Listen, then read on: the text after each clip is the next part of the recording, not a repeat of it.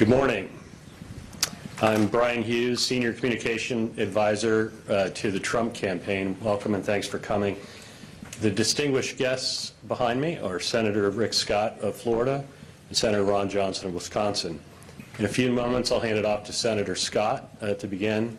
He'll make some remarks, and then he'll hand it up to Senator Johnson. Some housekeeping before we get rolling. Obviously, today started at 11:30. The rest of the week, we're scheduling these at 10 a.m. local time in this same room. More advisories will go out each night about the participants and other folks that will be joining.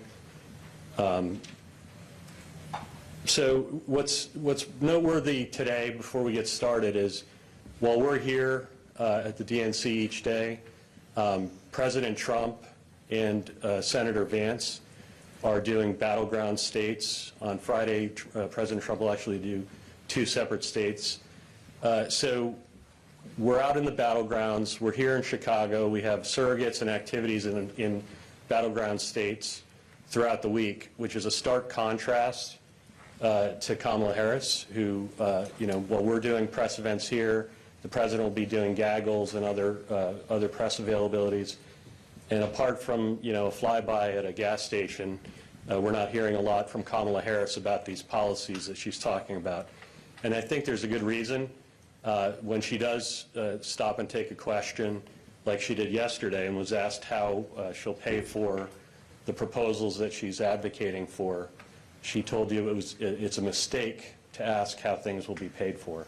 I think that's a good summary of her economic policies. It's clear the Democrats think the best strategy they have is to keep Harris and Walz away from you all, and we stand in contrast to that. So today we're going to talk about contrasting economic policies. You'll recall from the convention, we had a day which was about making America wealthy again, and the senators are here to help contrast the Trump vision for making America wealthy again compared to the policies of Harris and Walz. With that, I'll give it to Senator Rick Scott. First, it's great to be here. First thing, I'm here with my good friend, Senator Ron Johnson. We are 2 business guys that build companies and focus on how you build a company and get the economy to go. I actually had the opportunity to be the governor of Florida and focus on how we could rebuild the Florida economy, because in 2010 our economy had been devastated. In 2010, more people left Florida than moved in. In 2010, we had 1.1 million homes in foreclosure. In 2010, home prices had dropped in half in 4 years. It was very difficult to get a job. If we go down the path of Harris, that's exactly what's going to happen. Here's a choice.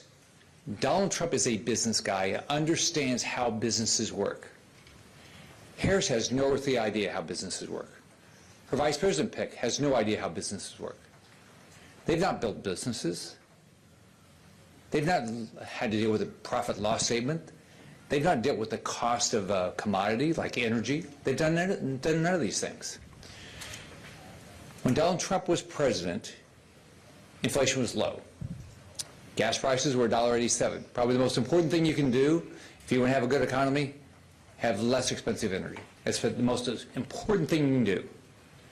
Because energy goes into everything, into every product, every service, everything we do. But you can just look at it. Grocery prices are up, gas prices are up, rent's up.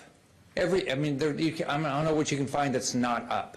And it's all caused because of these things. 1, high energy prices, which is intentional on the part of Biden and Harris. Number 2, the regulatory environment. No one walks into a business and says, hey, I hear you have some new regulation you have to comply with. I'll pay you a little bit more money. If you look at what Biden and Harris have done with the regulatory environment, they've made it very difficult for our companies to compete. All it does is raise the cost of them to do business, which they're going to have to pass on to the consumer. Same thing with permitting. If you can't get a permit, or it takes you forever to get a permit, right, you're either going to have shortages, right, or you're going to have to spend the money to get the permit. So what they've done, you can see what they've done just in the last 3.5 years. If we continue down this path, it's just going to get worse and worse. You look at mortgage rates. They're around 2% when Trump took office. They're around 7% today. There's nothing that they've done that's been good for a family. I grew up in a poor family. I actually lived in public housing in Illinois growing up as a kid. If my mom was alive today, she'd have a hard time paying for groceries, hard time paying for gas, hard time paying for the rent. And wages haven't even come close to staying up with this inflation. Her idea of having basic price controls, it's never worked anywhere. This is pure socialism. I want a free market. I want a bottoms-up economy. I want capitalism. That's what Trump stands for. What Harris stands for is what Maduro and Chavez brought to Venezuela. I just did a rally down in Miami of 50,000 people. They rejected it because nobody's in better shape down there unless you're part of the Maduro regime. Everybody has gotten hurt. Socialism is death, destruction, shortages, and that's exactly what will happen if Harris gets elected. Well, thank you, Brian. Thank you, Rick. Thank all of you for coming here. We often say when we're up on a podium like this, my good friend, I mean, it's true. Rick Scott and I are very good friends in the Senate. I think it's because we come from a private sector background.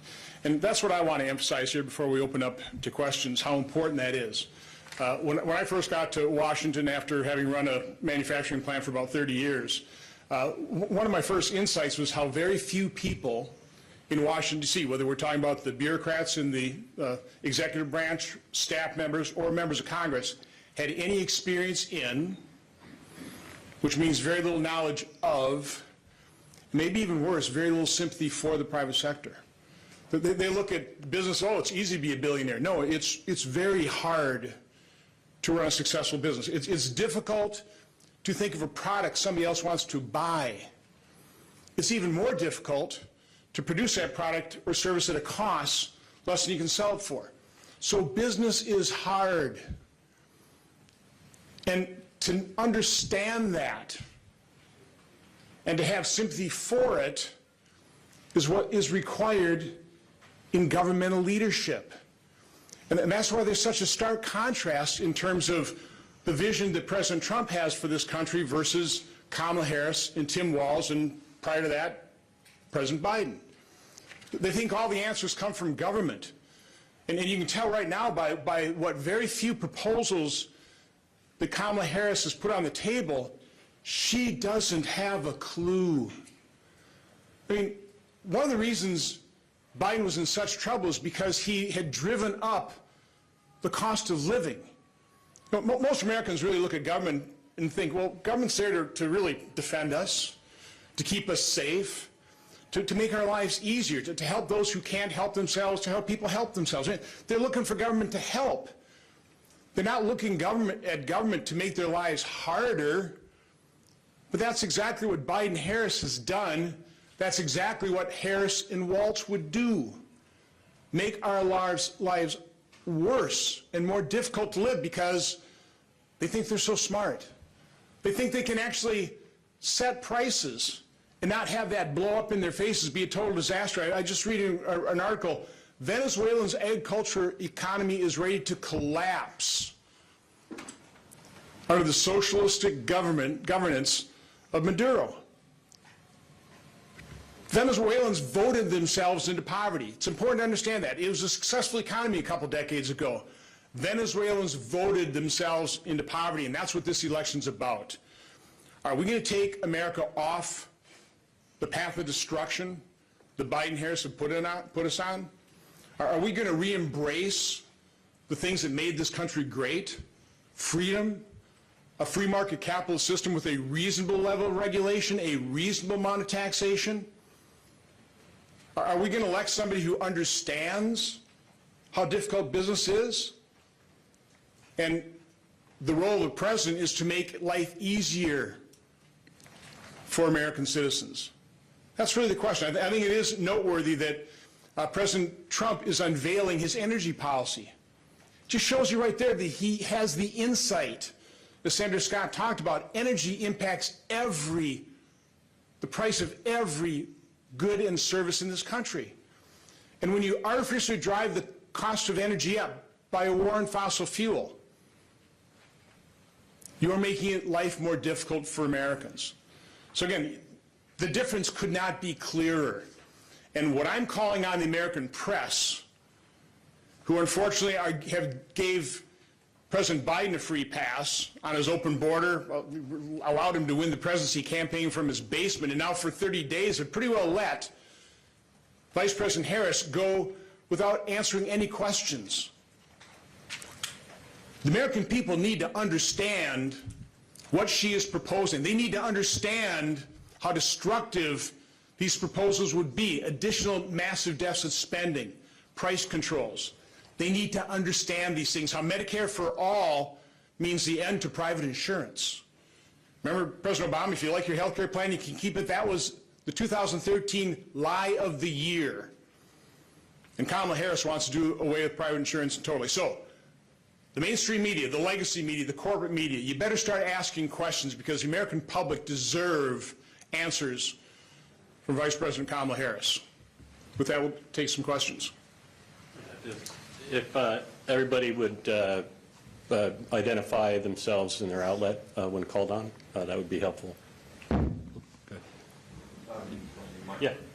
Zach Wise with the National Journal. The Wall Street Journal reported in July that the policies under Trump would actually cause more inflation than policies under Biden, and said that policies won't change between Biden and Harris, and we're pretty much sure of that. What do you make of that? This is from the Wall Street Journal, they're citing many economists. Let's look at the numbers. Trump was in office. Where was inflation? It was way under 2%. Gas prices were $1.87 when he left office. Let's look under Biden and Harris. I mean, you can look at all these numbers. I mean, it's as simple as that. Do you have a choice? You can look at, we have two people that have a track record. And who are you going to pick? I'm going to pick the business guy that understands that you've got to get the economy going again, that you've got to get energy prices down. You can't have higher regulatory environment, higher taxes, higher fees, higher permitting, higher everything, and think prices are going to come down. It's pretty simple to me. And I would think the premise of that study was the tariffs that President Trump is proposing, and those tariffs are meant to discipline China. I mean, we ought to be concerned about the fact that President Biden was compromised on China, so he ended a very successful program, the China Initiative, to try and stop China from stealing intellectual property on college campuses. That's what President Biden did. Now, fast forward to Governor Walz, who seems also pretty compromised by his relationship with China, and Vice President Harris would be equally soft on China. So we need to understand that one of the reasons we lost manufacturing jobs, one of the issues we have in our economy, is because of China's misbehavior, the fact that they're not following the global rules. So that you've got to do something. I think President Trump would agree with me. It would be nice to have a tariff-free world, but that's not the situation we live in. So again, I would just reject that study. I think tariffs are going to be necessary to do something to discipline China. And to get American jobs back. I mean, you know, first off, look at what's happened to the middle income in this country, our middle class in this country. It's been devastated by what China's done. China lies and cheats and steals about everything. They don't comply with anything at all. They don't comply with trade agreements. They don't comply with the WTO. And guess what's happened? We lose jobs. Both of you, I'd like to hear from you, especially this week. What would you like, Matt Smith with the Vice Senator Milwaukee, apologies. What would you like to hear from President Trump specifically this week on the campaign trail? Is he focusing enough on policy? Absolutely. I mean, it's clear. I mean, he's put out exactly what he will do. She won't even do an interview. Okay, because one, whatever she puts out has been a disaster, and number two, she can't answer any questions. Senator, how does he win Wisconsin? How did I win Wisconsin? How does Trump win Oh, Wisconsin? it's, I would say ground game, ground game, ground game. He's going to need a little assistance from a media that's a lot more honest and unbiased. Well, let's be honest about this. I mean, as much as I doubted that Biden would be their nominee, I would always say whoever they were going to replace him with would be immediately put up on a pedestal and crown the new Messiah. I mean, so I've made that prediction, but even I have found it breathtaking the extent the legacy of corporate media have done exactly that. Not held her accountable, not asked her tough questions, not demanded. I mean, she did not get one vote in the primary. This is a coup. They're going to formally kick the president to the side of the road tonight. Their coup is complete. And their nominee will be somebody who didn't get one vote in the primary. They call this defending democracy. The minimum the media needs to do is start asking her questions so the American public understands this is what you're going to get if you vote for Vice President Harris for president. And it's not going to be pretty. Some polling, guys, has indicated that Vice President Harris is obviously doing better than President Trump in some of these swing states. I'm just wondering what you make of the gender gap. Does there need to be a new or different effort on behalf of the Trump campaign to talk to women, specifically in states like yours? I can talk about Florida. Trump's doing unbelievable. I've been in every county in the last 8 months. There was no energy for Biden. There's no energy for Harris. We know what socialism is in Florida. We have a lot of people that have come from Cuba and Venezuela and Nicaragua, and they've dealt with it. It's completely rejected there. So Trump is doing unbelievable in Florida. If you want to talk about the gender gap, let's talk about really what women want in terms of elected officials. They want somebody who will provide security so they feel safer. Does an open border provide security when we see all these migrant crimes, these rapes, these murders? Women want a strong economy so they can take care of their families. These are things that President Trump delivered.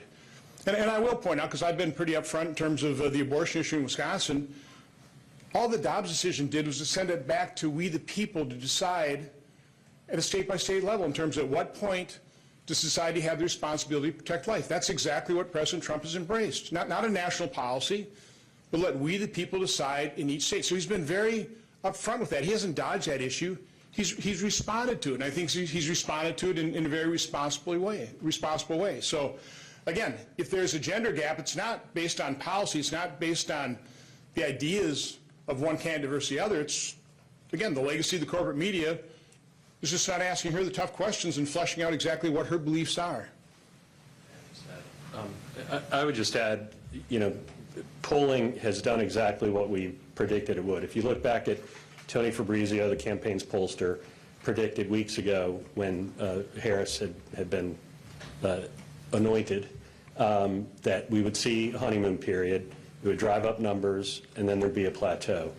We believe internally, based on the data, that the plateau is reached. Obviously, the 4-day infomercial has begun, and we think on the other side of that, essentially the race is where it was expected to be, and now we get to the business of having a campaign. Yeah. Thanks. Frank Ordonez with NPR. Senator Scott, Senator Johnson, can you talk about kind of like your role in Chicago, why it's important for you to be here? Obviously, you're among some very high-profile surrogates. Why is it important for you to be here in Chicago for the during the DNC? Sure. First, I want Trump to win. It's better for my family, it's better for my state, it's better for everybody in this country. That's number one. I'm here to help Donald Trump win. And I'm here with Ron Johnson, two business guys that know the difference between the two. And then I brought in the experience as a governor. I can tell you, if you want to kill the economy, do what Harris is talking about doing. Raise the taxes, raise the fees, make it more difficult to have a new regulation for everything, make it more difficult to get a permit, and raise energy prices. You do all that, the economy's going to continue to go down the path that's gone down with Biden. You're going to have higher and higher and higher inflation. You're going to have less opportunity. And look at the numbers. We're not adding full-time jobs in this country. We're adding part-time jobs in this country. I mean, the Biden economy is a horrible economy, and Harris is all on board for that exact economy. She's even worse. This idea that she came out with price controls. I mean, you will have shortages very quickly, and you know how you're going to probably all this big socialist stuff that they're going to talk about. You know how they implement it? You put people in jail. I mean, this is what socialists do. It's always oppression.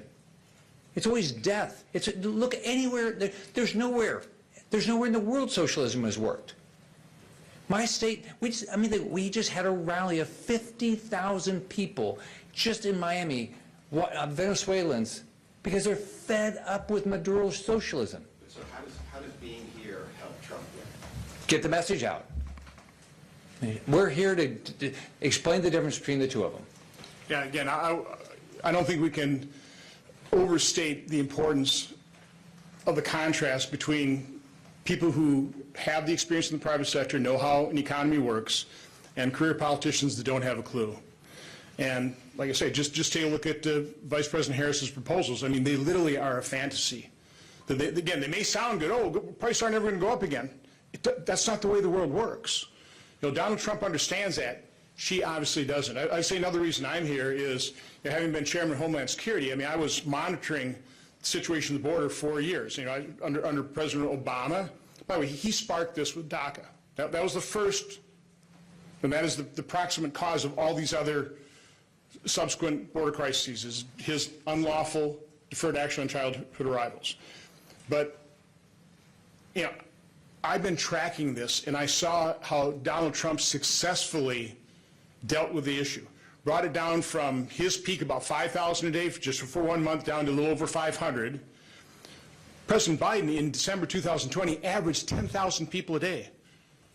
7,000 people per day over his entire administration. One day he had 14,000 people a day, illegal immigration.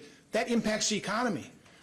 There are reports New York is spending billions of dollars on their illegal immigration problem. Chicago, they can't help. They're spending, I heard that on news report, $800 million. That's money that's not available for taking care of the citizens in Chicago, in New York City, and this is happening all around the country. So their open border, again, the negative consequences, we'll be feeling those for years, if not decades to come, but they have a very definite economic impact. And particularly for people at the lower end of the income spectrum, people looking for entry-level jobs, they're the ones that are going to be competing with illegal immigrants that are being hired by unscrupulous employers. This isn't good for anybody. Like Senator Scott said, I'm all for legal immigration, tied to our economy, controlled. This illegal immigration is awful for our economy and for Americans. Couple more. Julia Johnson, Fox News Digital.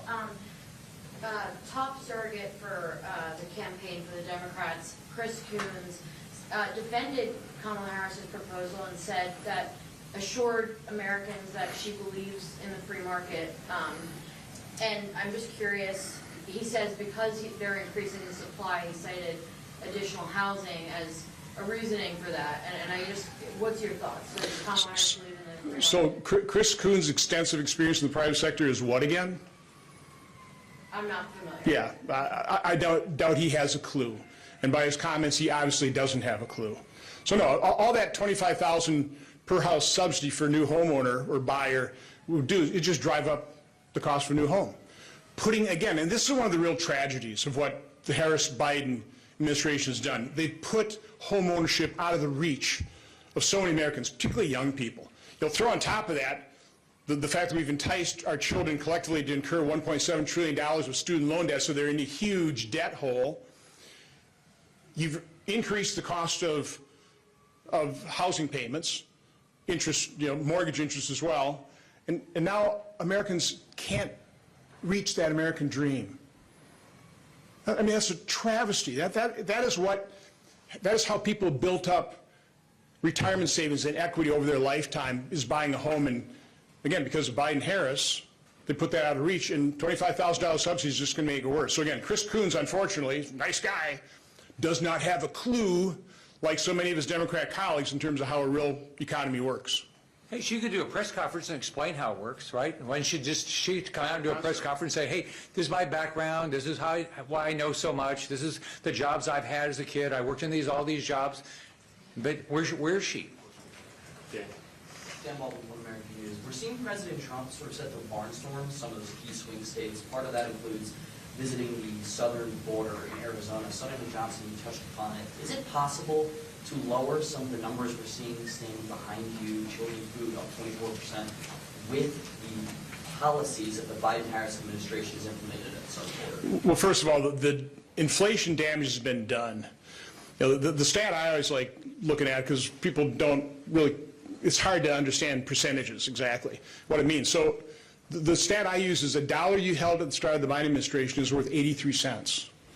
It's literally like they took 17 cents away from you. So that damage has already been done. Now, what you need to do is make sure that inflation doesn't continue. And with Kamala Harris proposing $2 trillion more in increased child tax credit and health subsidies, you know, $25,000, you know, where's this money going to come from? Well, it's going to be borrowed. That's printing more money. Inflation's pretty easy to define. It's too many dollars chasing too few goods.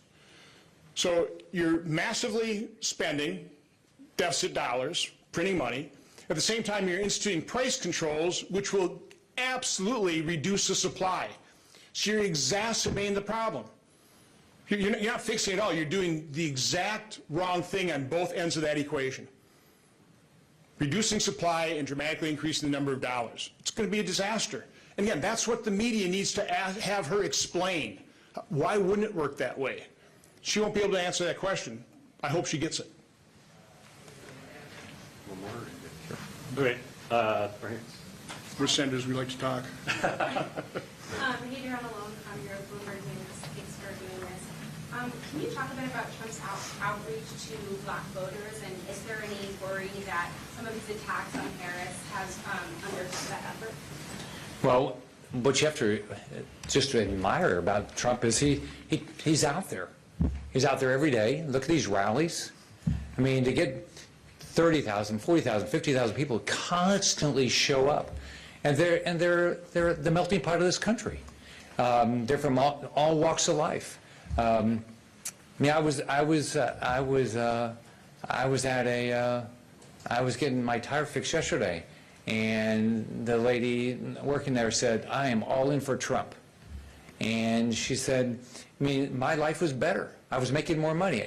I have so many people tell me, I want Trump back in office because I was making more money. So I'd like to add, you know, Republican Party, we're the party of Lincoln. We're the party that ended slavery. We're here in Chicago for the DNC. That is the party of identity politics. You know, one thing I can absolutely guarantee about President Trump is he wants to be president for every American. And during his presidency, every American benefited. You know, real wages were up, and quite honestly, they were up higher for many of these demographic groups. So again, we don't play identity politics. You know, we actually embrace what Martin Luther King talked about in his famous speech: judge people by the content of their character, not the color of their skin. That's who President Trump is. Take a look at his press conference he did in the Bronx. I'd quite honestly encourage him. I'd love to see him do that in Milwaukee. I suppose he'd come to Chicago. There's probably not much hope of him winning in Illinois, but I'd love to see him come to Milwaukee, because the input I'm getting, now I'm doing some urban talk radio in Milwaukee, there's pretty good reception to it, quite honestly. So again, President Trump wants to be president for every American, and again, he's shown that he was, and he can do it again. Thanks, everybody. Reminder, we'll start 10 a.m. local tomorrow, and appreciate you all coming out. Thanks, sir.